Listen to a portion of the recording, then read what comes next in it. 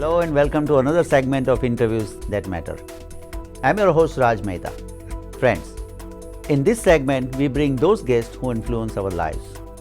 This includes elected officials, policymakers, heads of major organizations and other dignitaries. It is my sincere hope that the knowledge brought in by these guests will help our community. Today we have such guest. He is a pastor, minister. He is also a president of SUNY Old Westbury and he is a political activist. His name is Dr. Calvin Butts. Let's meet Dr. Butts. Dr. Butts, welcome to the show, sir. Thank you, Raj. I really appreciate your time today. I really wanted to talk with you for almost 6 months, maybe more than, and now finally we are here. So thank you so much for coming. I'm happy to be here. Thank you. Yeah. So as I understand, Dr. Butts has three phases, basically. Three phases meaning that you have a three facet of your life, like you divide your life into maybe more than that, but at least three. That you are a religious minister, then you are an education leader, and you are also a political activist. Yes, sir. Okay, so we'll talk one by one. Okay, first we'll talk about the religious minister. You are the minister of the oldest church in New York.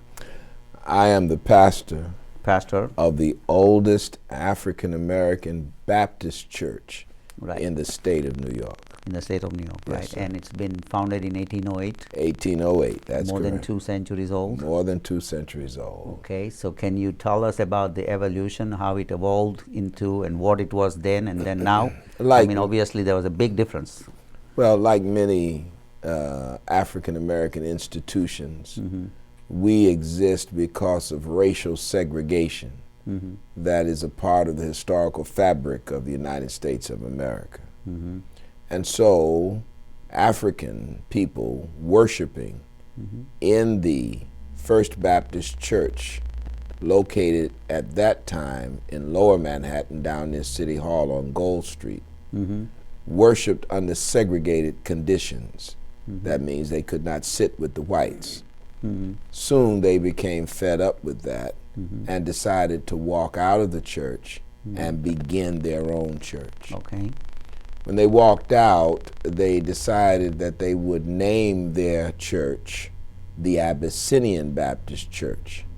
Legend has it that that's because a few of the members who walked out with them had their origins in the ancient African nation of Ethiopia, which was at that time often referred to as Abyssinian. And so they adopted the Abyssinian title for the church, the Abyssinian name. So we're known as the Abyssinian Baptist Church. Now, Ethiopia is the oldest Christian nation in the world. Oh, okay. Yeah, it got started according to the biblical record when Philip baptized the eunuch. And he took his baptism and his new faith back to the queen of Ethiopia at that time, and she embraced the religion for the entire nation. Interesting. We are the Abyssinian Baptist Church in the city of New York, Incorporated. Okay, so from there, from that 1808 or around that time to now, obviously now there is a big difference. There are many African American churches already there. The church grew and it moved from Lower Manhattan, which is in that City Hall area, really down where the World Trade Center is and those places, further uptown. As the city began to grow, people of African descent who owned property were pushed off of their property to allow for the development of the city. We had rights that people really didn't respect. That was the nature of racism and segregation and discrimination in America. So urban renewal, if you will, meant Negro removal. We were pushed from that land. So we were pushed from Lower Manhattan to Midtown, around 40th Street. Somewhere between 8th and 7th Avenue. And we resided there. In fact, when Adam Clayton Powell Sr. was called to be the pastor of the church in 1908, 100 years later. Okay. Our church was located on 40th Street in Manhattan. Well, as things changed and Midtown began to expand, and there was a mass migration of people of African descent from the South and from the Caribbean, Adam Powell Sr. said our church should move to Harlem. And so he built a new church there with the support of the congregation, and it was completed in 1923. Okay. That was around the time of an event in New York City called the Harlem Renaissance. And so during that Renaissance period, Abyssinian Baptist Church flourished and grew. And between 1923 or so and 1950 something, it became the largest Protestant congregation in the world. Wow.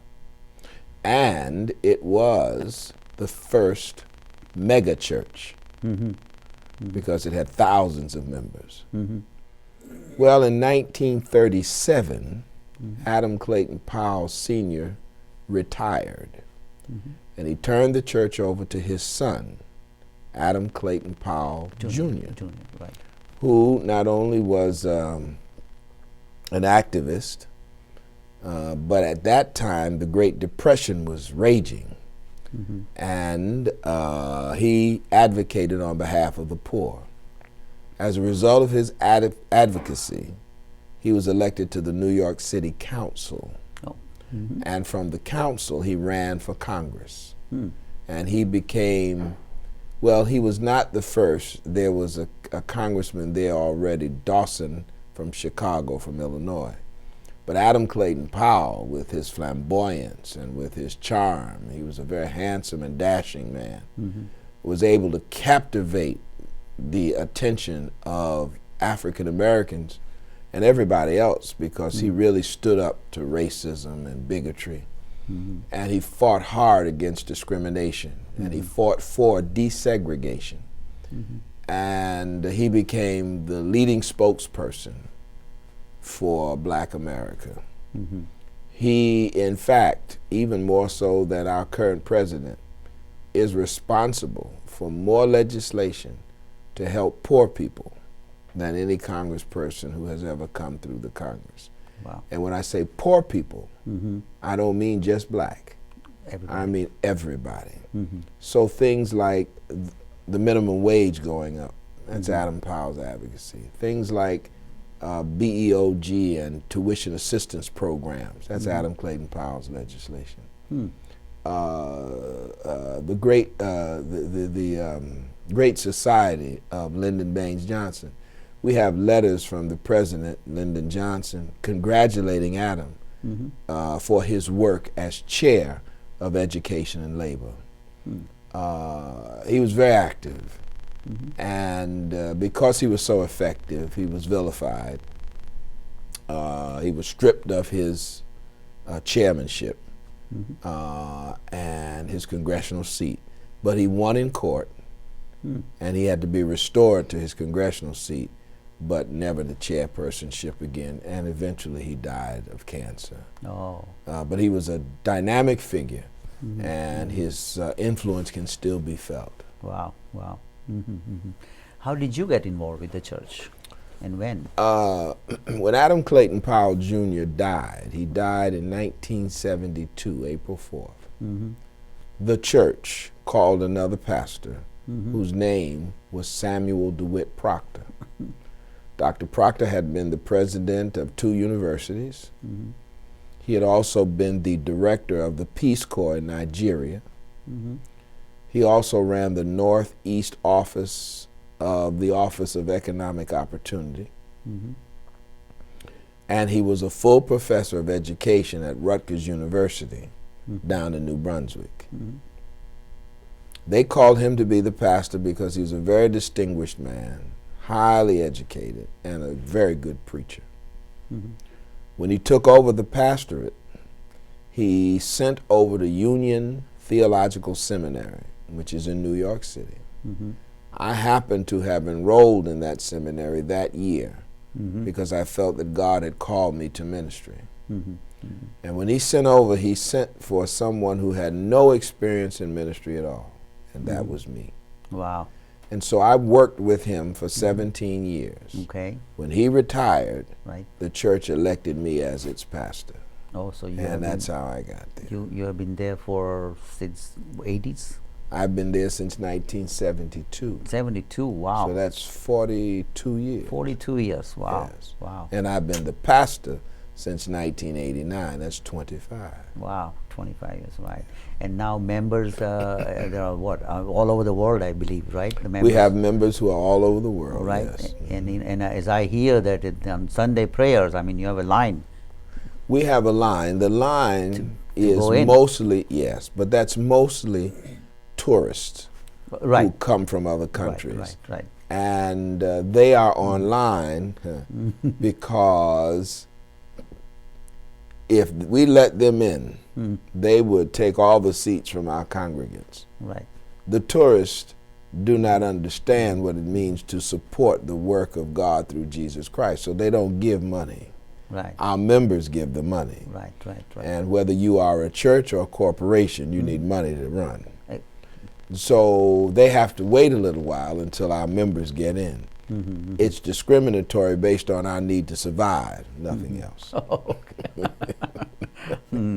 Yeah, but how many members you have now? No, I don't talk about that. Okay, Let's just say we are a very large church. Yeah, very large. Okay. Very large. A lot of ministers get into the numbers game, Right. but I think that's trite. I think that's petty and gauche. Any church can be powerful. It does not have to have a lot of members. And just because you have a lot of members does not make you powerful or influential. Well, it's So- both ways, right? I mean, when Yeah, you it have a could large be. number, you can create that influence with the leadership, like Maybe. you. I mean, that's how it works. Basically. But I know ministers who have a small Right. congregation in terms of numbers, Right. but they're very influential. Right. I mean, it's a leadership then, at the end of the day. Leadership at the end. Right. Yeah. So let me ask you this. The very base of this church was created because of the racism, basically segregation. Segregation. Right. So obviously, we've come a long way since Dr. King fought for the racism, segregation, and we've come long way. Do you think the racism is still existing? Do you hear about it? Obviously you may not feel it, but do you hear about it? I feel it. You feel it? And I hear about it, and it still exists. Racism is an extension of something that we call xenophobia. It's a fear of the other. So while I may not experience it the same way that my ancestors did, Right. it's still here. I am denied opportunity simply because of the color of my skin. Oh yeah. Now, it may not be me directly, but I identify with all other people of African descent. So I know that if two people go to get a job and they have the same qualifications in certain areas of the country, people will take the white over the black because of preconceived notions of who the black person is. I know that if two people go to, and this is not race, and maybe it is, if two people go to get a job in some parts of Long Island, and one is Muslim and one is Christian, Right. the Christian will probably get the job. Wow. Wow. I know that if people are swarthy of skin, like yours, or they have certain features, people will assume things. Right. Exactly. That they may be Sikh, or they may be Muslim, or they may be whatever. Yep. And those kinds of assumptions, that's racism too. That's xenophobia. And that still exists in this nation. And it may be endemic, it may be amorphic, but it's there. It really is. But do you think, the way I see it, it's a human nature. It's really like, like everybody wants to stick around with their own circle. Not Is that necessarily. true? History doesn't tell us that. No. Maybe on religious lines, family, clannish lines, but racism in America is something that was taught and ingrained, built on lies. Slavery initially was not built on race, it was built on economics. Right. And if those who had enslaved us could have, they would have enslaved the so-called American Indian. They would have enslaved their own kind. But their own kind could easily mix in with the population and not be identified. The so-called American Indian, the indigenous person, could not stand the pressure of the work and fought back viciously to protect their land. But there had been a phenomenon in Europe, basically the results of some efforts and trade by Marco Polo and Vasco da Gama and all these. And during their sailing around Africa and their fights, they picked up slaves. Now, slavery was not an uncommon practice, but slavery based on race became the order of the day in America when people had to justify how you could enslave another human being and call yourself a Christian at the same time. Wow. Wow. And Christianity is not really allowed, right? I mean, well, slavery. Initially, the slaves were not allowed to practice Christianity. Right. However, those who enslaved us thought that by exposing us to Christianity and teaching us themselves, it would make us more docile and less hostile. But what they did not understand is that the great themes of the Bible, and one of them is freedom. You say Moses said, "Let my people go." Well, I'm enslaved just like the Hebrew children. Jesus broke the fetters of death and rose from the grave. Right. Well, we are almost dead here in America. We like this Jesus figure talking about freedom and feed the poor and take care. That was us. So we embraced this faith.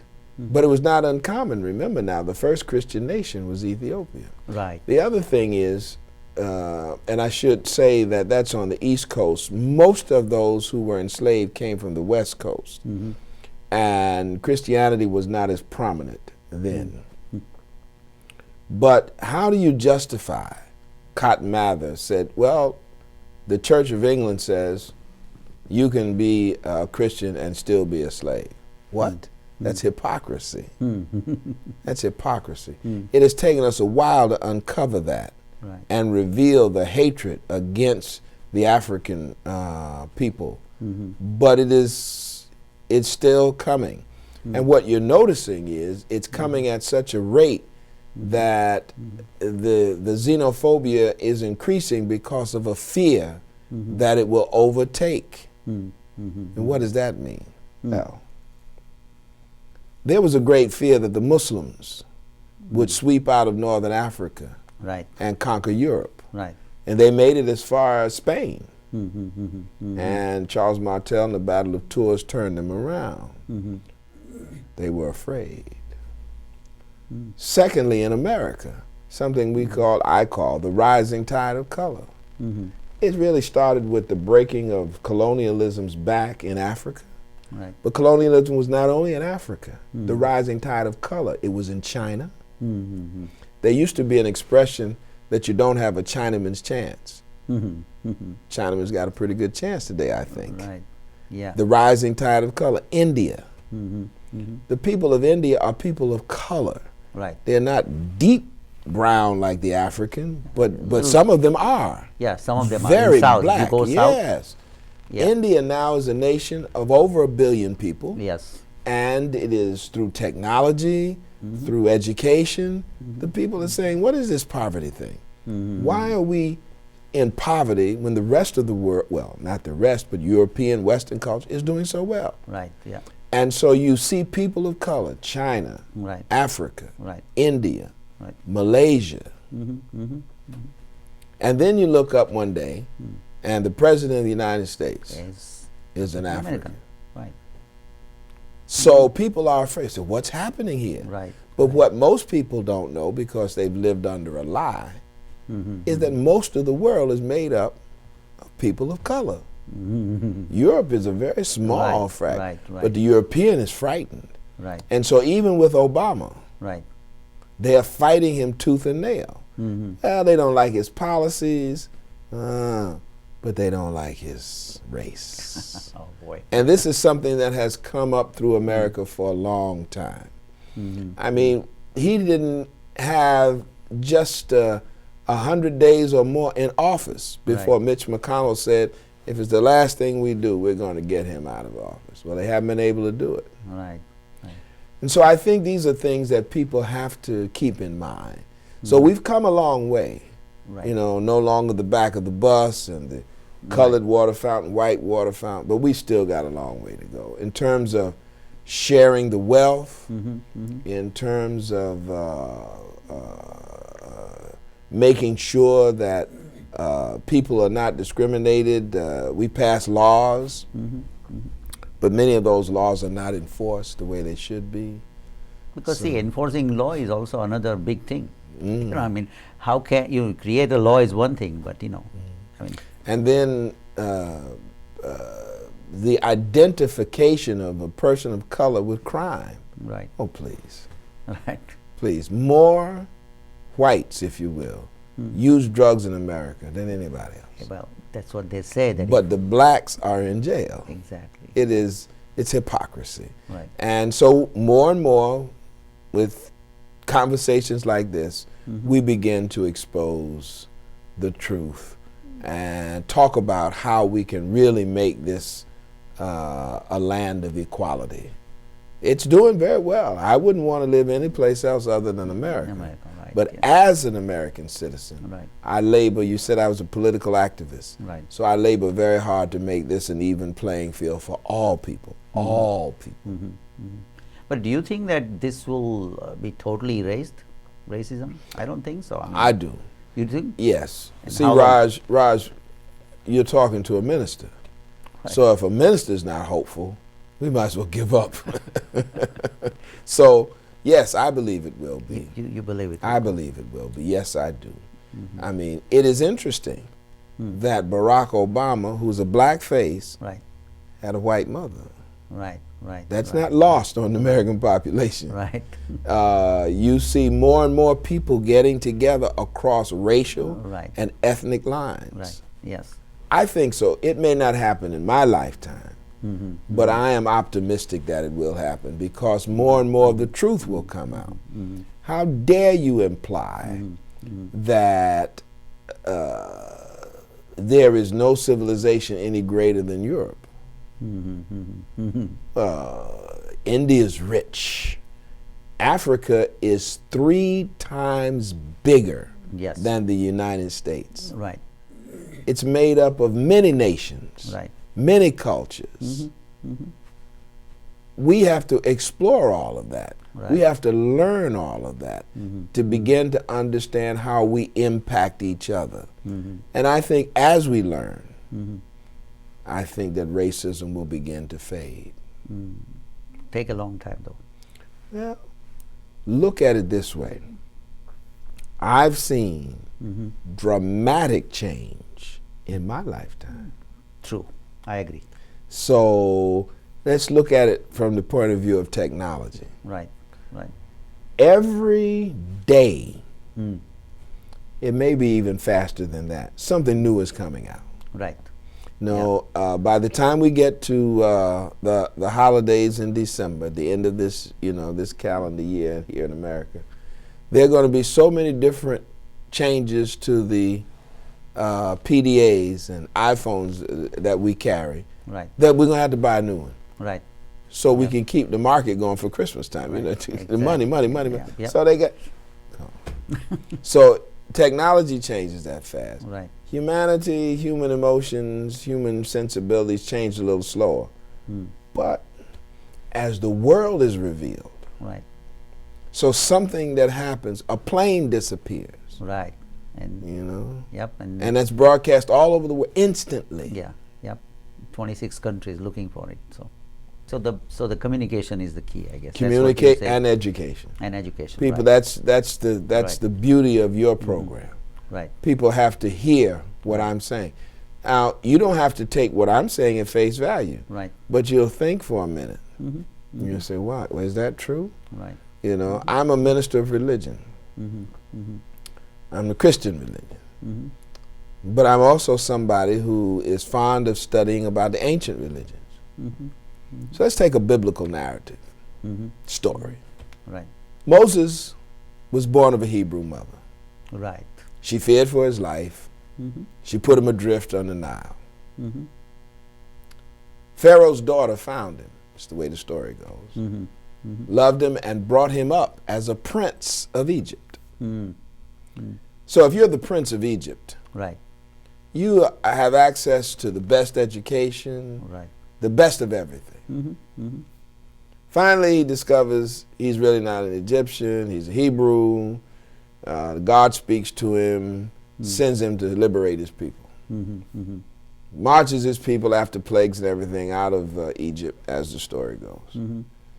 And then God says, okay, my people are in the wilderness.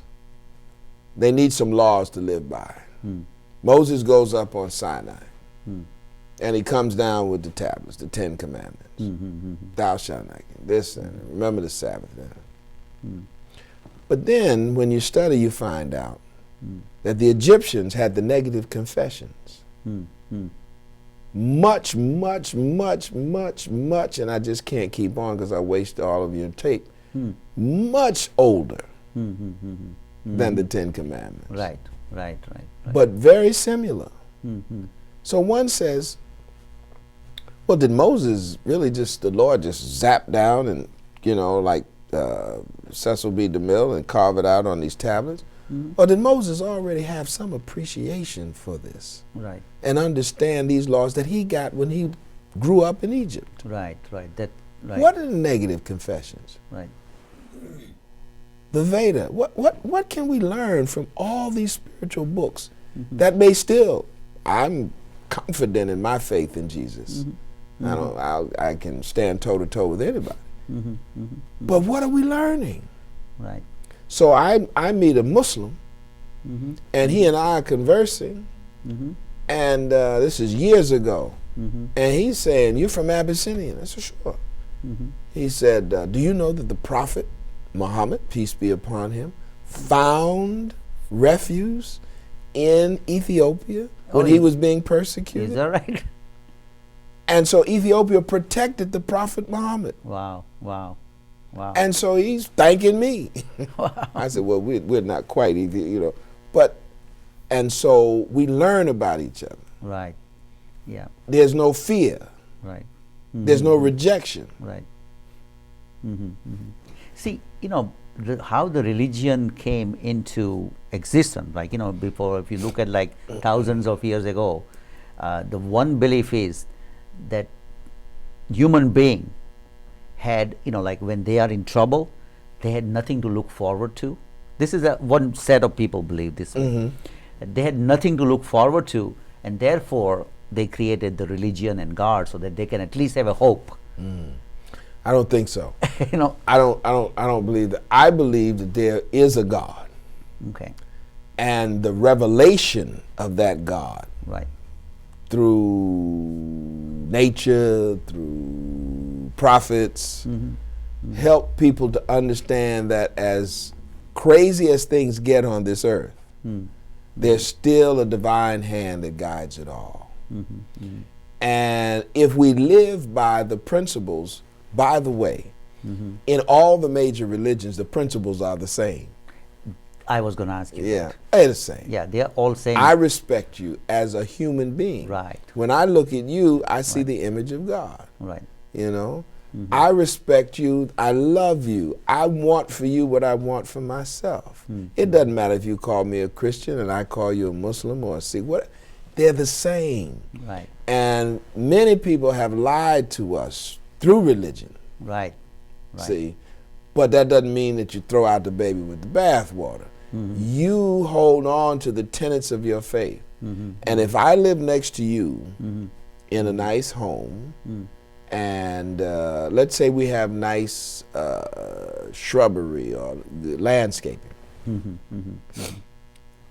I'm going to want you to take care of your home as you're going to want me to take care of my home. Right. We're going to try to work together. Your children want an excellent education. My children want an excellent education.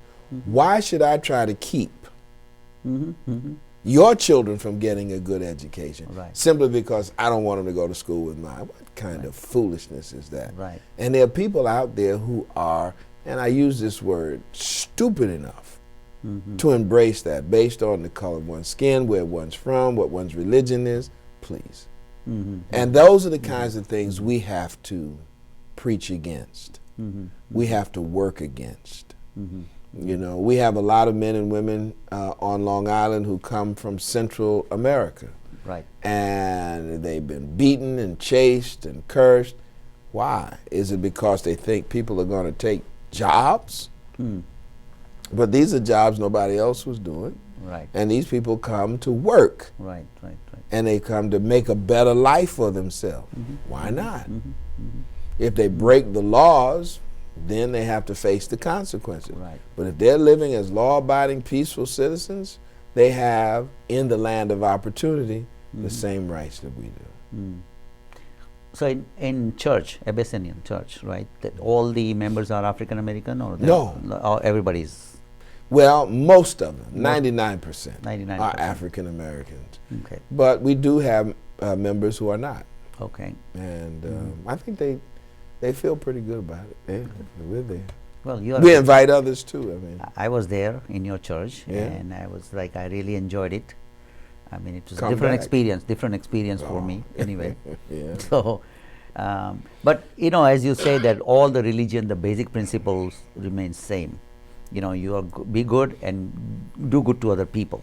Well, as that's a human the main being thing. And treat as a human being. Love God Love God. Then love your neighbor as yourself. Right. Yeah. And neighbor is not defined by geography or race. It's really defined by humanity. See, I'm from a Jain religion. Jain. Right. So we believe in reincarnation. We believe in non-violence. Obviously, I'm a vegetarian, so I don't eat meat, fish, or chicken. And what are your thoughts about that? I mean, do you believe in reincarnation? Do you have any kind of? No, my belief is that after death, at some point, only determined by God, there will be a resurrection. And that means even after skin worms have eaten up my body, I believe that through the power of God, I will be resurrected and judged based on my life on earth. And I will live, if I have done well, in the kingdom of heaven. Now, this is all very simplified, of course, but I will live in the kingdom of heaven.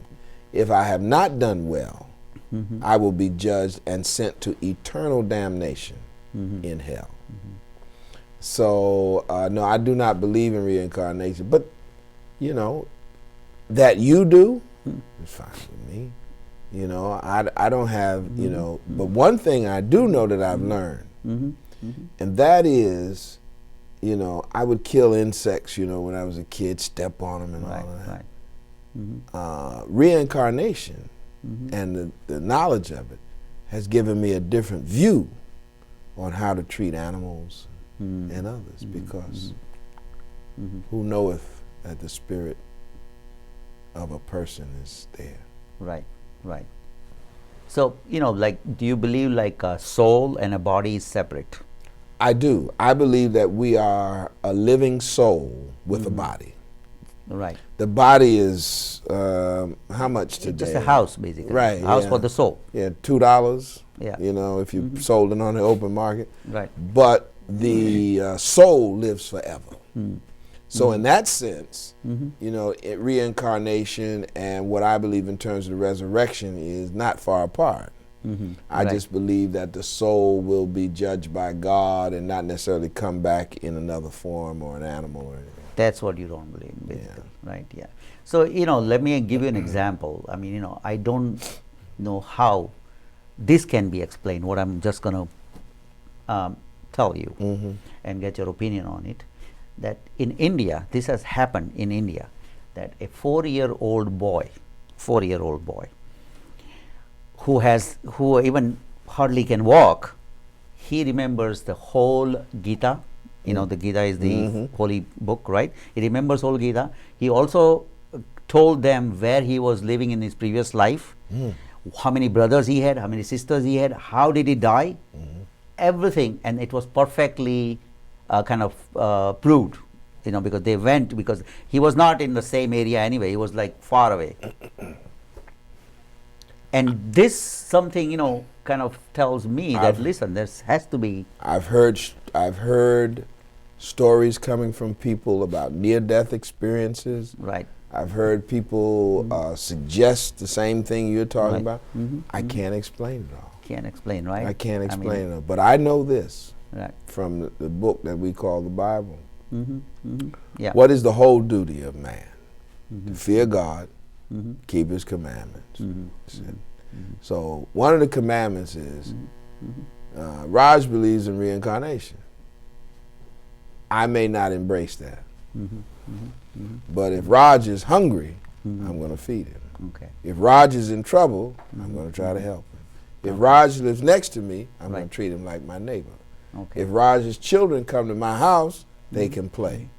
I'm not going to judge Raj by a religious belief. by his religious belief. So it's like a human, basically, human servicing, like basically human service, basically, right? You would, My faith teaches me at its fundamental level, the bottom line of religion,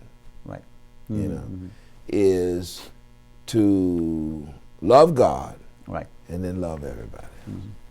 And the expression of that love means that I want everybody. So if I find out that Jews are being discriminated against, then I'm going to work hard to stop that discrimination. If I find out that people are being denied their human rights, I'm going to fight to make sure that as human beings they're allowed to live as everybody else. Got it. If I find out that my neighbor across the street is hungry and happen to be white, it's my neighbor, I'm going to take him some food. Right. And if I find out that people are in prison, that's one of the main concerns of people of African American. We have hundreds of thousands of young men in prison unjustly. Right. So I'm going to fight to get them out of jail. They've been in prison because they had a handful of crack cocaine. While I know of entertainers and Wall Street bankers who snort up, bags of powder cocaine and never go to jail. They're not there, That is so unjustified. Sure. Yeah. Now you also are founder of Abyssinian Development Corporation. Yeah. Right. So, and that has really impacted the community in Harlem and around there. How active is I believe it's still active and it's still. It's still active. We still have a great many assets. We are not only in real estate, we are in human services, and we are in education. We service a community that is to be recognized not only for its history and its culture, but we also want to make sure that the people who have lived there are not pushed out by greedy real estate interests. So we've been building affordable housing, we built a major supermarket, we built 3 schools, Head Start centers, senior care activities, because that's an extension of our belief that people ought to be treated well and have the opportunity to live an abundant life. You can't live an abundant life if you don't have a good education in today's world. So we work with public schools, not charters, but real public schools to ensure that our children get the best. And we work with our teachers and our principals, and we've had great success. Real estate is more tricky because there was a major recession in this nation. And during that time, some of our real estate closings didn't take place, and so we're trying to regroup from that. But thank God we have assets, and we can sell those assets, reinvest them in the community. So we're doing well. I'm feeling pretty good about it. Yeah. We'll take a short break and we'll be right back. Please stay with us.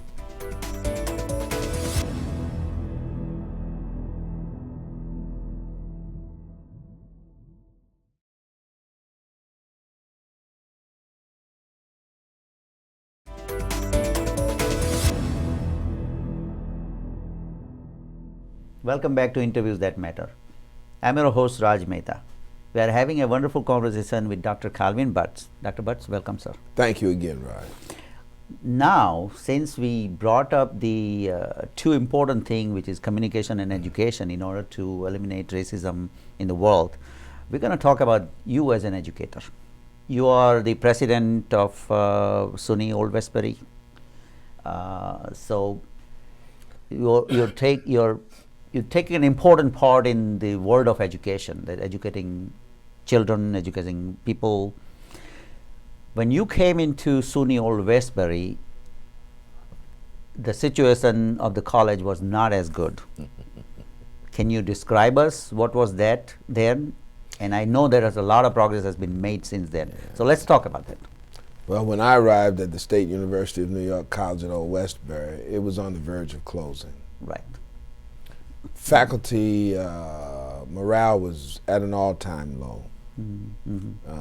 Previous administrations had just really decimated the faculty spirit. The physical plant was deteriorating. I mean, we didn't even know how to turn off the lights. Wow. There were no light switches. I mean, it was awful. Wow. The roofs were leaking, so students were trying to study with water pouring in on them if it rained. Is that right? Wow. Faculty members and staff were working in offices where the HVAC system was terrible, so they were breathing in all kinds of pollutants. It was cold in the winter, oppressively hot in the summer. The grounds were in terrible shape, and discipline on the campus among many of the students was almost non-existent. Wow. A lot of violence, a lot of, it was terrible. But there were men and women dedicated to the mission of that school who worked with me. There were many who vilified me, wanted me out, but there were many more who worked with me. And step by step across the years, we restored the proper funding from the state. Okay. The state was not giving the college its fair share of what it should deserve, what it should have. So, for instance, take another SUNY school, anyone in the system. Right. And to maintain the campus, keep it in good shape. That school may have been getting maybe $3 per square foot. Okay. Our school was getting 50 cents. Ooh. Ooh. Wow. So you had to have someone in there advocating on behalf of the college. Right. Advocating for the faculty, advocating for the staff and the students. Well, across the years we've been able to do that. The other thing is, we're on a beautiful piece of property. Yes. It's an estate that was owned by F. Ambrose Clark of the Singer Sewing Machine fortune. Beautiful stables and everything. Right. But many of our neighbors, because of that same xenophobia, would not come on the campus. Many say they didn't even know we were there. Oh, wow. But many people who live hadn't been on the campus. So we had to open up the campus, say, please come. And I had to go into the community, talk to people,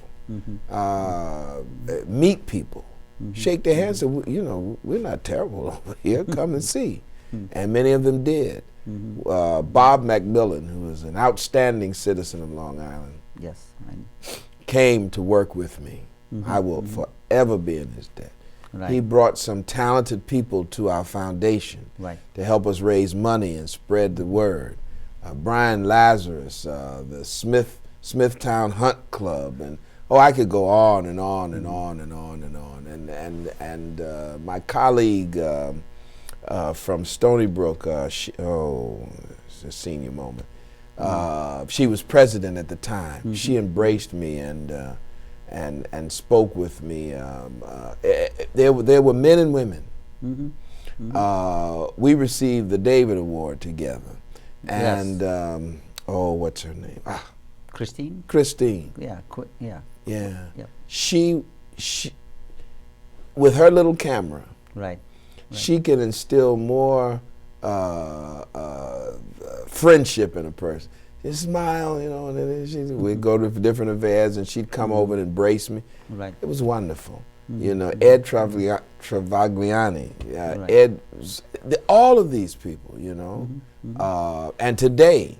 So we would invite Kevin Law and so many more. We would invite them on. I'm leaving people out, you know, and across the political line. Right. You know, I was meeting with people. One person whose name I have to call is Alphonse D'Amato. Wow. Alphonse D'Amato is a great friend. Right. You know, and he knew I was out here, you know. He was encouraging, and he introduced me to people, you know. It's you know, Balboni, you know, and even my dear friend who is the state senator out here, Carl Marcelino, and I could go on and on. You know, these men and women have been just great. You know, Dr. Farouk Khan from the Muslim community, you know, they have been wonderful. And so working with them, working with the various chancellors, we were able to get resources to come into the school. I was able to convince people that, you know, we are a school of Long Islanders. You see that xenophobia. Many people thought we were just black. Black and Latino. We don't want them out here, you know, they're dangerous, but we were not. Right. Most of our students are white commuters from Long Island. Interesting. And so we were able to get new faculty, more resources, and then that old building that leaked and was cold and produced those pollutants in the air from the HVAC system. We built a new academic building. Wow. It's beautiful. We built new dormitories since I've been there. They're beautiful. So we've turned the college around. Now there's still more work to do. You don't have to be sick to get better. So we're going to continue to get better. And we'll develop more programs. The governor of the state, Andrew Cuomo, has been to our campus many times, and I thank him for coming by and sharing with us. Ed Mangano, who is the county executive, you know, been supportive. Look, I could go on and on and on. You know, I've worked with mayors in the surrounding towns, and my colleagues in Larache. My fellow president, Shirley Kinney, was the president that I was trying to think of. Stony Brook. Stony Brook. Right, she was wonderful to me. Yes. You know, but then my other colleagues, you know, have been just sterling in their support and encouragement, and we work together. And Hubert Keene over at Farmingdale.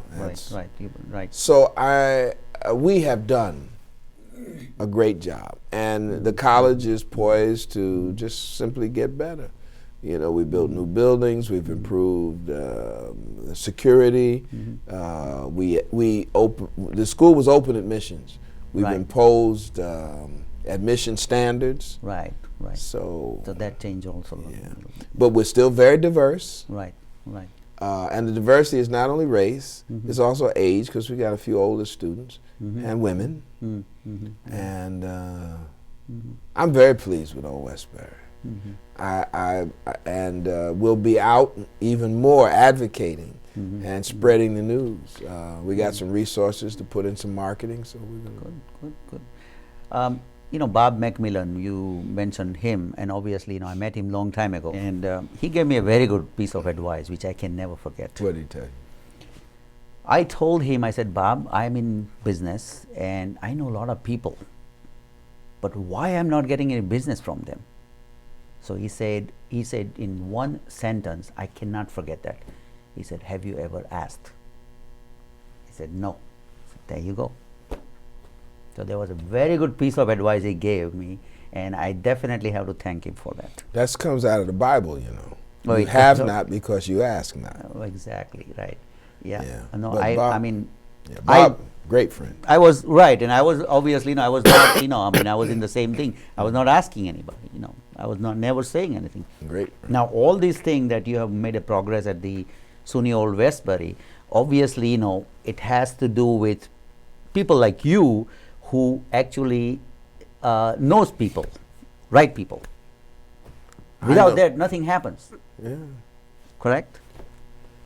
interpersonal relationships, Exactly. relationships Exactly. make the difference. And that made a difference also is connected to the church also. Well, yeah. It's because they are all like connected together. I think, Well, you got to be around for a while. First of all, you got to stay Right. alive. Exactly. Exactly. But then you've got to, you can't push people away. Right. You got to accept people for where they are. Right. Talk to them. Right.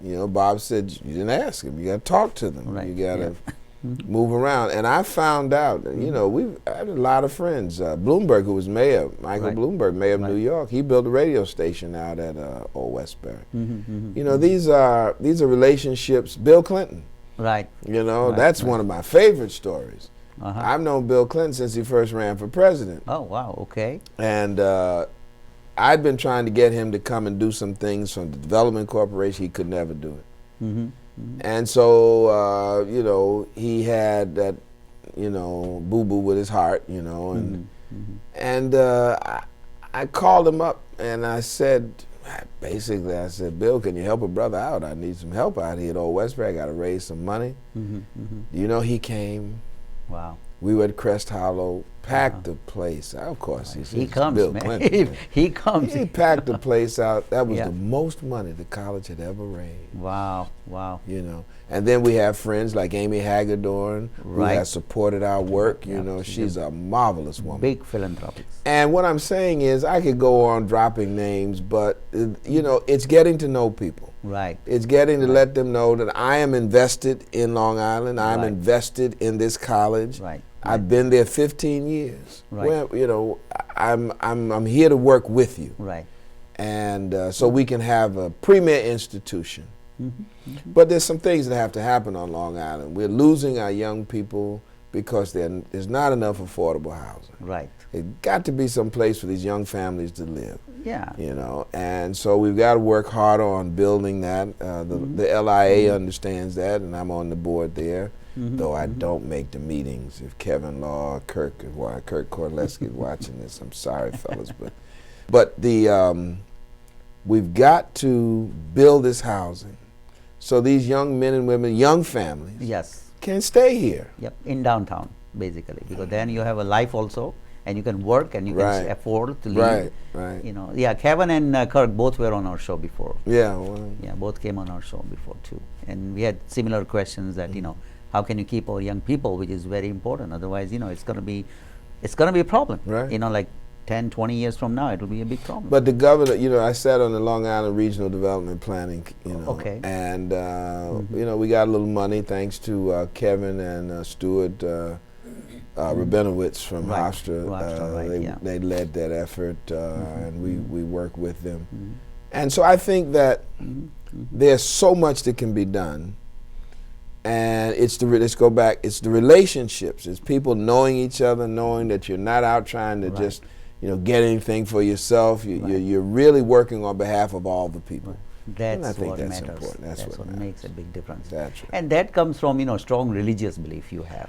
Well, for me, it does. It does. I mean, if you believe and fear God, then obviously, you're not going to do. You're going to do the right thing mostly. I mean, that's the way I believe it. Well, Raj, that's true. But Yeah.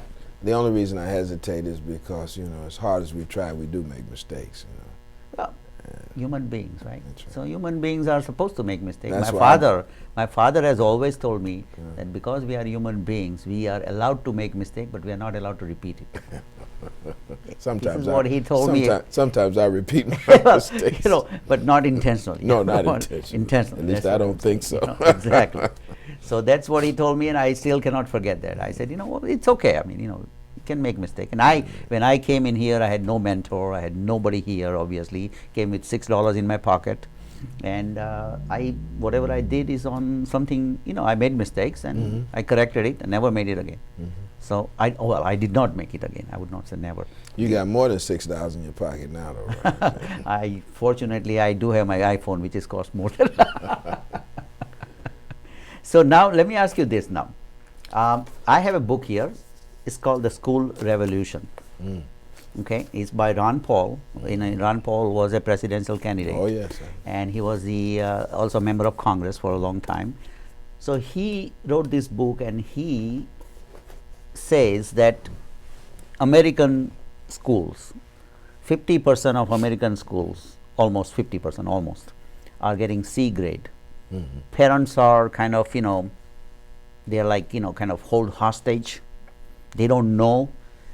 He says there is a fundamental problem with the education system. What are your thoughts on that? I think there are problems with our educational system. And I think they are all solvable. Okay. So, in a world of high technology, I think one of the things that we are focused on here on Long Island, across the country, is STEM education. Science, technology, engineering, math. You got to have the fundamentals. No excuses about that. Right. And the same way, I'll go back to Kennedy now, John Fitzgerald. The same way that he said, our kids are getting too fat. And I never will forget, we had to go into the gym, do physical education every day, And it was woven into the fabric of the day. He said, why can't we go to the moon? Doggone if we didn't go. We have to invest in not only preparing our teachers, large amounts of money to train teachers in these key areas, and then pay them fair and decent wages to work in our public schools. Education ought to be free. Our focus on dollars is wrong. And our children, and this goes back to maybe our faith beliefs, are no longer dealing with the unconquerable globe of Columbus. They're dealing with a tiny sphere of intermixing cultures and civilizations. So the job that I may get may not be on Long Island. It may not be in the United States of America. It may be in India. It may be on the African continent. It may be in Asia. Education today has to prepare, and this is why overcoming xenophobia, has to prepare our young men and women to be able to handle the job market and the cultures and the people of the world. Right, global. So globally. Global. And we're not doing that. We're still stuck on this kind of parochial notion of American exceptionalism. Well, America is an exceptional nation. It is. Right. But it is not the only one now. Now, right. Yeah. Now you got everybody. Sure. A lot of people And so I think that until we value the child and the teacher, we're in bad shape. And I don't think that our system today values the child enough. And certainly when we look at what we pay our teachers, we don't value them enough. Now we have to demand more from them. Right. But I still think we ought to pay them better. Because I know of men and women who might be good teachers, but they go into other professions because it doesn't pay enough. It doesn't pay enough. They can't really make enough. Wow. And they need ongoing training. Right. Yep, they do. And the other thing I would say is that while jobs are the best social program, it's not all about work. It's about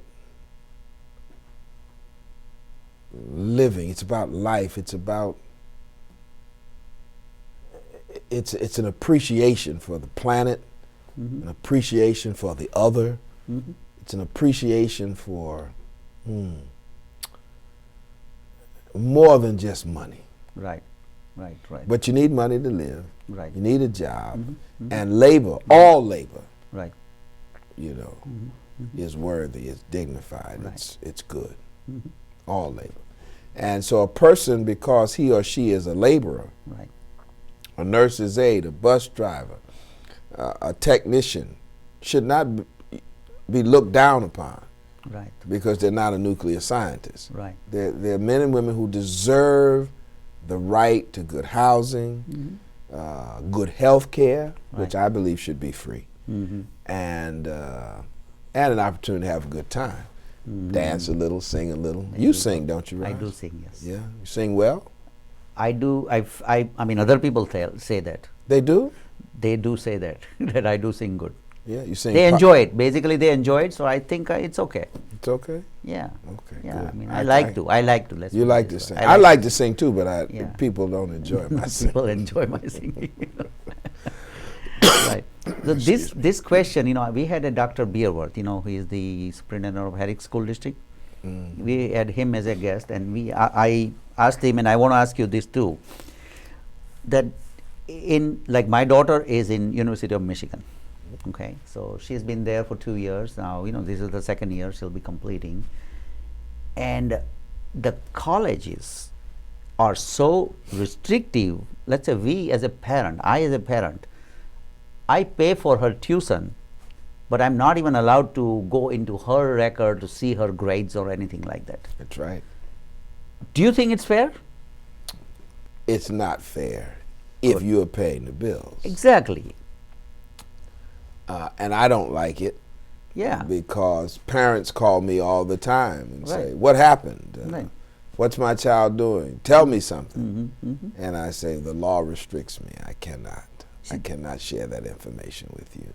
Now, you can ask your child. Right. And let's pray that your child tells you the truth.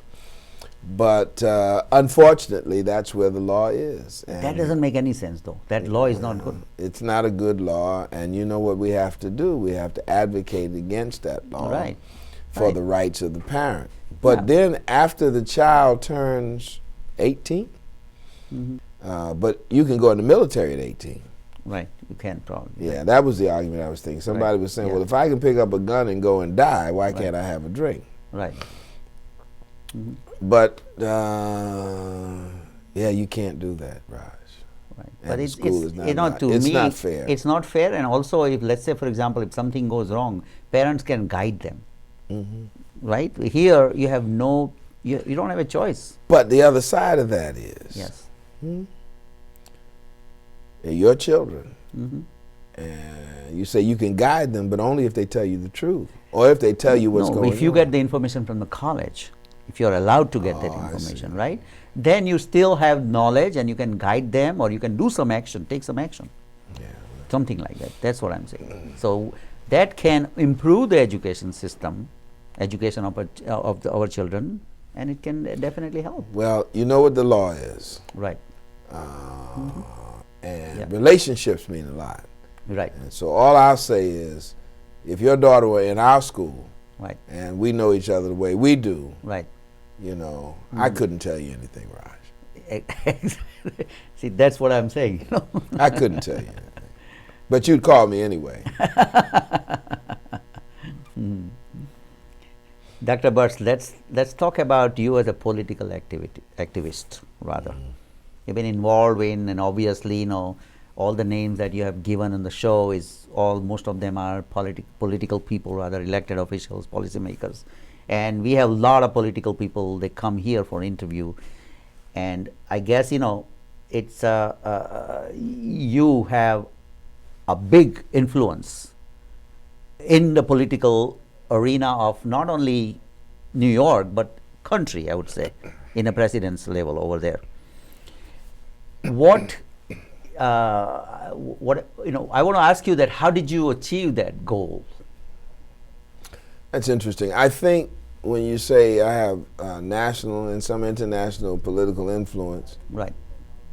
I think initially it was a result of being at the Abyssinian Baptist Church, because that was a pulpit that was occupied by a man who had tremendous national and international influence. That was Adam Clayton Powell Jr. I think secondly, because of my faith, a willingness to speak out and take action. One thing I can talk about here is that, we saw advertisers influencing behavior with their billboards. Right. So we painted over them.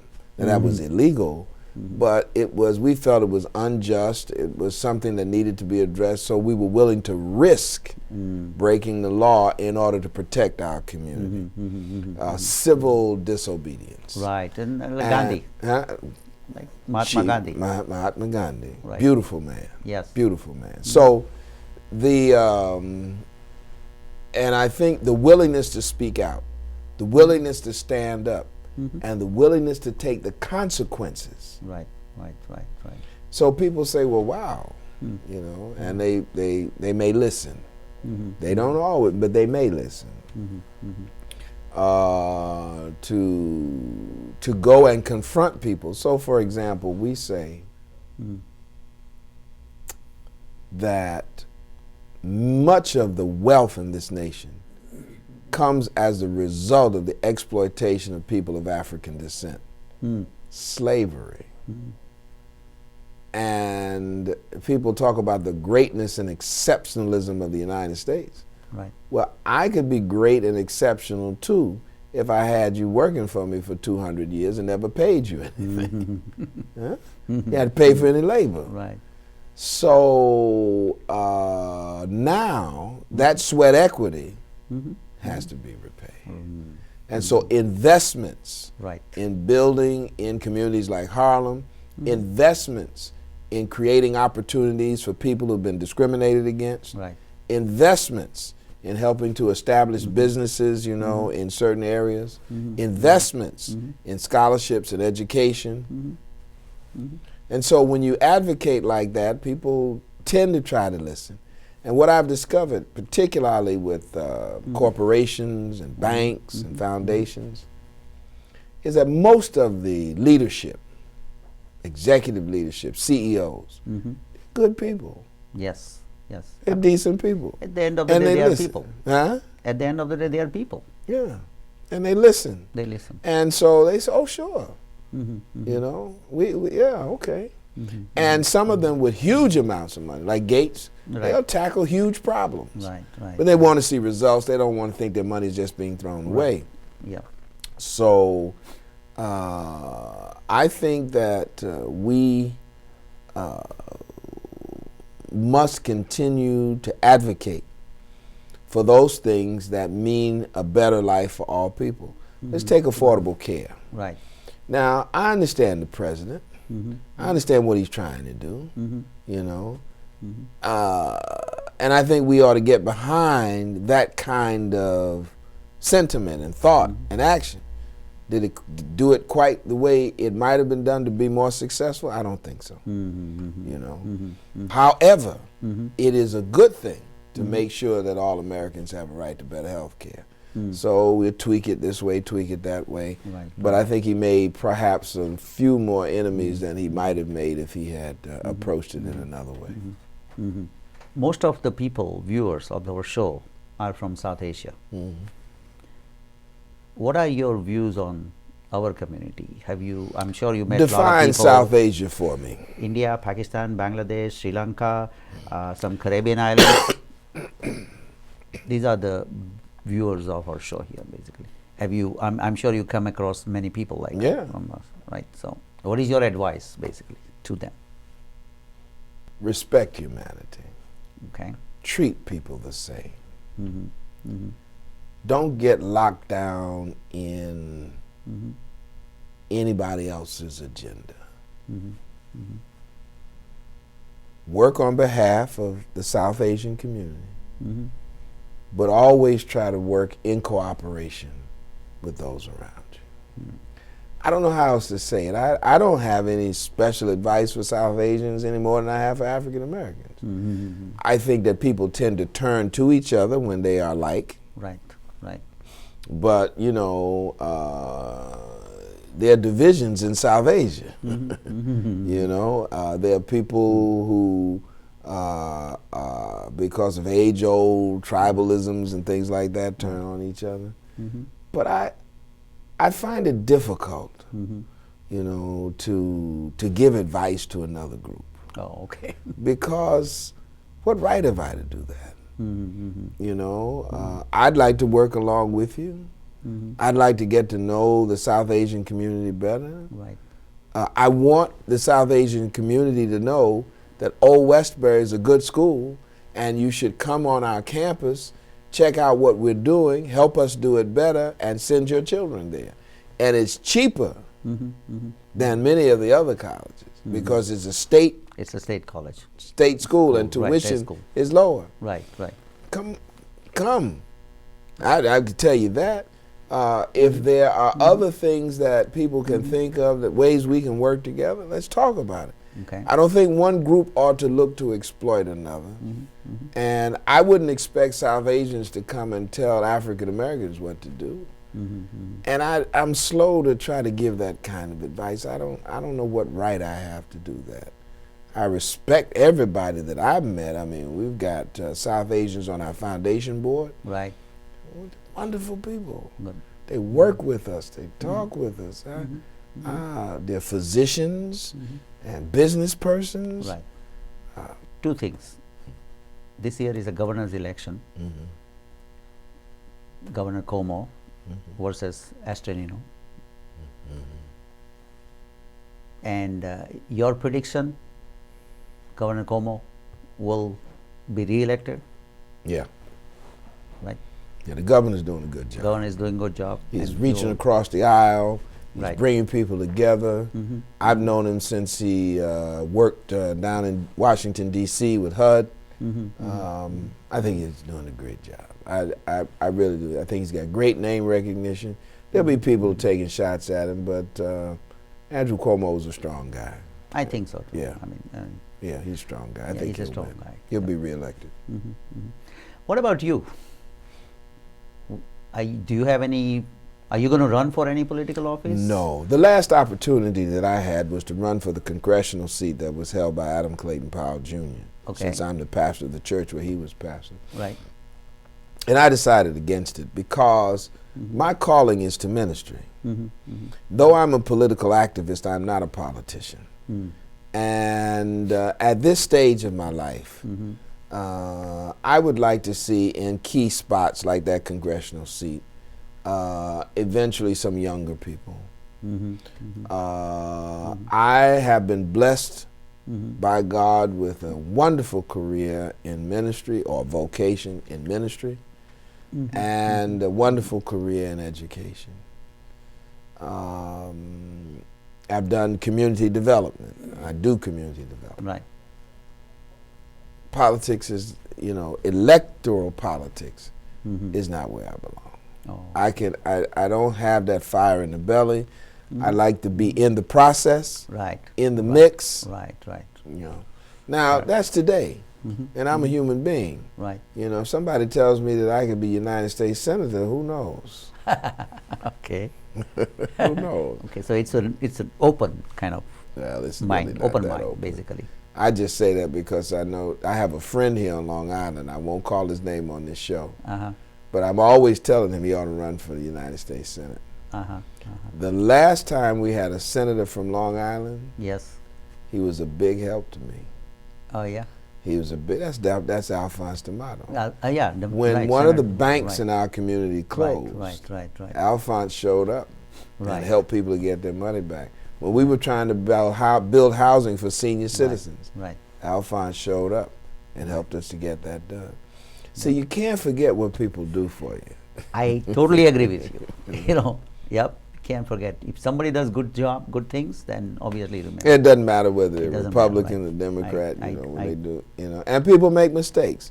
Yeah. So, he Yeah. said, well, D'Amato said this, he said that. I said, Yeah. but, They're I've always- said this, I've said that. Listen, there's whatever, no matter what you do, there will be always people who will be against you, Yeah. right? So it doesn't matter really. But we keep trying to make friends. Right. You got an enemy, you keep Right. trying to Make friends, right? make friends. I agree with you. Well, I really appreciate your time, sir. I've taken too much of your time today, but thank you so much. Appreciate it.